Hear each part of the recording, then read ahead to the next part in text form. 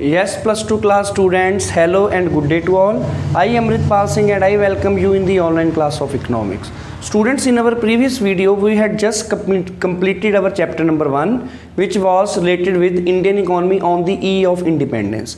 Means what was the state, what was the position of Indian economy before we got independence. As we all are aware that India got independence on 15th August 1947, and after that Indian economy, what were the problems at the eve of independence, I mean before independence, and after India got independence, what was the speed, what was the pace of Indian economy which developed. Okay, so all the affairs of the country were in the hand of Indian government.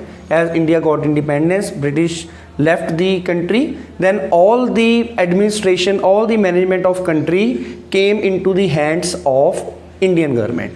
And now the current chapter which we are going to start now, that is chapter number 2 as per our book. The name of the chapter is 5-year plans in India.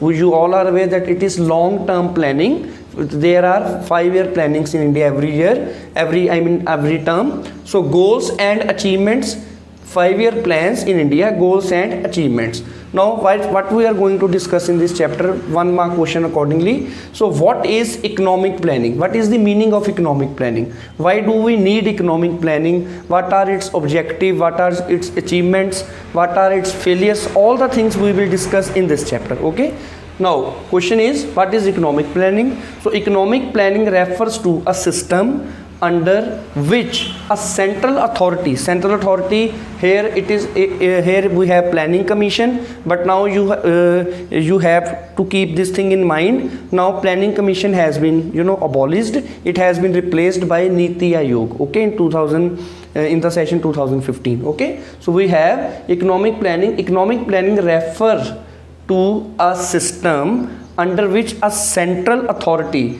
like planning commission in India after independence. So after independence in our country, it was the work of planning commission, sets a set of targets and specifies a set of programs and policies to achieve those targets within the specific period of time. So economic planning means we are going to achieve some targets, a plan which we have decided by ourselves. Okay, and this planning is called economic planning. I am repeating once again, economic planning refers to certain programs, certain achievements, certain goals which we have set by ourselves, and we try to achieve those targets, those goals within this specific period of time. Okay, and economic planning in India became a reality in 1950 when under the chairmanship of Professor Magellan Bis. Okay, so he was the person who is responsible for this all the economic planning at that time. So these things we have to keep in mind. Now the question is, why do we need the economic planning in India? What was the need of economic planning in India?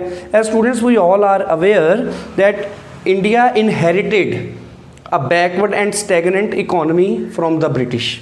So when Britishers left India, our economy was stagnant economy and backward economy. Level of output and productivity was extremely low. We have discussed under the agriculture part. So this economy could not be left to the market forces of supply and demand for growth and development. So market forces, demand and supply here means in the hands of private economy, in the hands of where private sector is dominant. So we could not go with the market forces that demand and supply are there, who are going to accelerate the pace of economy, because it needed a big push of investment by government. So investment can only be made with the help of government. Private entrepreneur may not be able to invest in at that level by the government, hence the resource to economic planning. So this was the need. Our Indian economy was stagnant and backward, so it needed a great investment, a high degree of investment, which was only possible with the help of the government. Now students, pause the video and note it down in your fair notebook.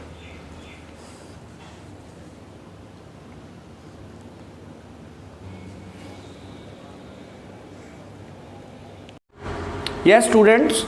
So now the next topic which we are going to discuss, that is called directive planning and comprehensive planning. So in 1 mark question this can be asked, what do you mean by directive planning, what do you mean by comprehensive planning.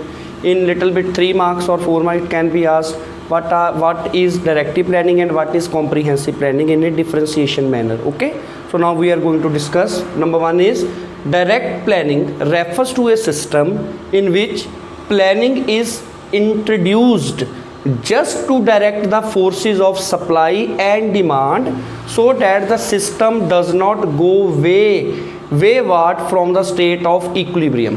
So as we all are aware that we have market forces, demand and supply, and the main motive of these market forces is to maximize their profit. They try to maximize their profit rather than of social welfare.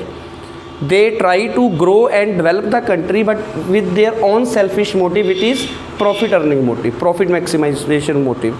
So direct planning refers to a set of instruction which is passed to these market forces, demand and supply, so that our state of equilibrium does not get imbalance. Okay, so this disequilibrium is avoided by a set of instructions.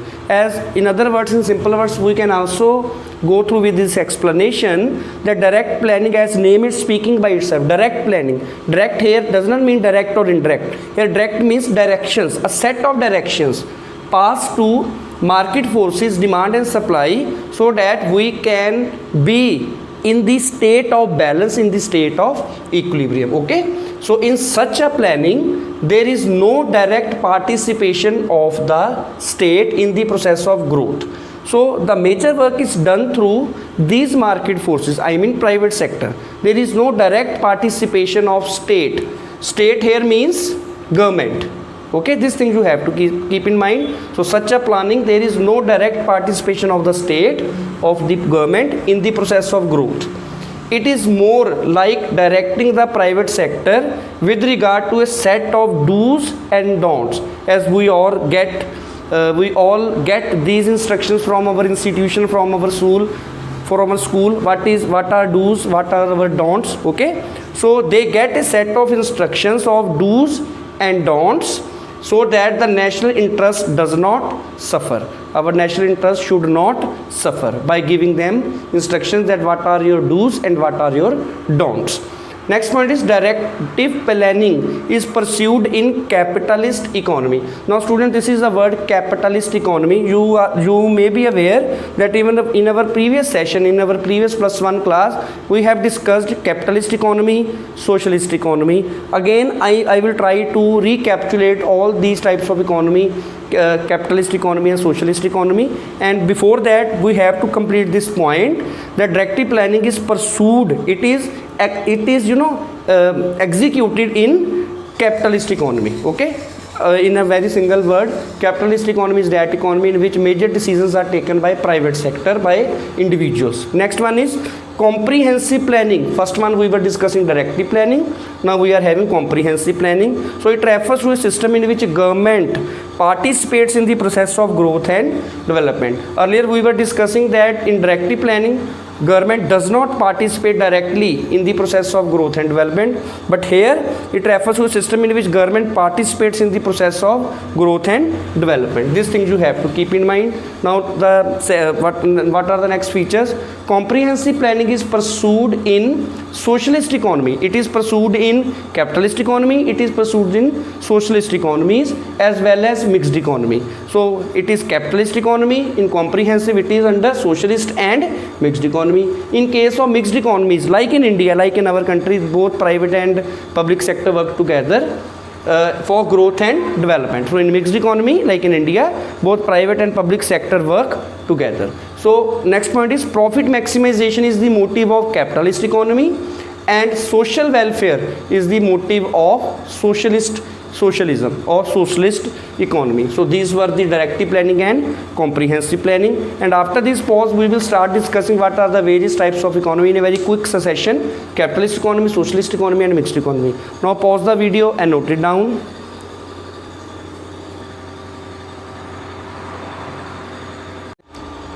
Yes, students. So now we are going to discuss capitalist economy. Okay. Earlier we have done this in our previous session in microeconomics, but in a very simple, precise manner. We are going to discuss what is capitalist economy, and the question can be asked in 1 mark, that define capitalist economy, what are the merits of capitalist economy, what are the features of capitalist economy, what are the demerits, etc. Okay. Now we have capitalist economy. So it is that economy in which means of production, land, labor, capital and entrepreneurship, these are the means of production, are owned by the individuals, and the individuals are free to take their economic decisions as guided by the principle of profit maximization. So in simple sense we can say that it is that economy in which major decisions with regarding to in respect of production, what to produce, how to produce, for whom to produce, are taken by individuals, taken by private sector. And the private sector is having a main motive of profit maximization. They try to accelerate, they try to maximize their own profit. Okay, and with this motive, with profit orientation motive, the target, the achievement of the goal of growth and development is also tend to achieve, although this is not the right way of achieving the growth and development, but somehow in some manner, up to some extent, they able to achieve this growth and development. Okay, I am repeating once again. So here individuals are free to take decisions of regarding production, and their main motive is of profit maximization. So what are the features? There is a private ownership of the means of production. So private ownership, there is no government, there is no direct participation of the government.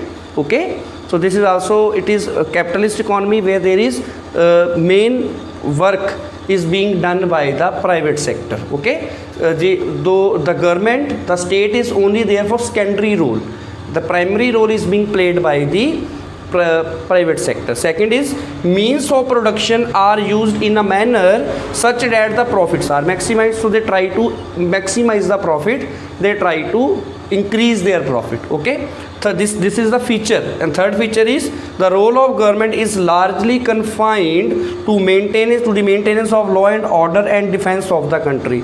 So government plays a secondary role, and government in herself only has this role, that they have to maintain the law and order, they have to maintain the defense of the country. Rest of the things are being done by the private sector. Okay, so first was capitalist economy and the features. Now we have some merits and demerits of this economy also. First one is its promote. What are its merits? It promotes self-interest. As I am the private entrepreneur, it will increase the self-interest. Second is it maximizes the profits. This is also one of the merit. And GDP growth is accelerated. So it is helpful to increase the pace of growth, accelerate the pace of growth and development of the economy. Very easy point. And some demerits are also there. First one is it ignores collective interest of the society. So collective interest here means public welfare. So it tries to ignore the public welfare, social welfare. Why? Because it tries to maximize the profit. Profit maximization is the main motive. So it tries to it neglects the social welfare. Okay. Second point is only those goods are produced which yield high profit. So obviously profit maximization is our main motive. So we will try to produce those goods which are giving us more profit rather than social welfare. Okay.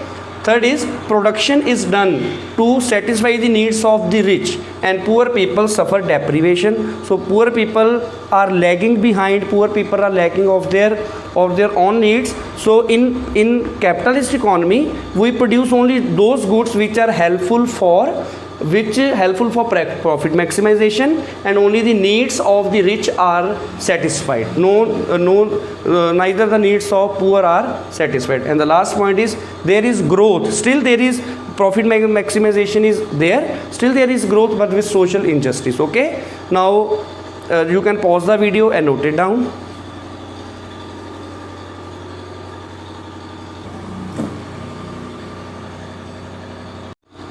Yes, students, so now we are going to wind up our video with this capitalist economy part. In the next video, we will start discussing about socialist economy and mixed economy. Till then, you have to complete your work and do in touch with your studies, maintain your fair notebook, and if there is any doubt, you can call me at the number 94657 59157. Don't forget, you all are awesome. Thank you very much.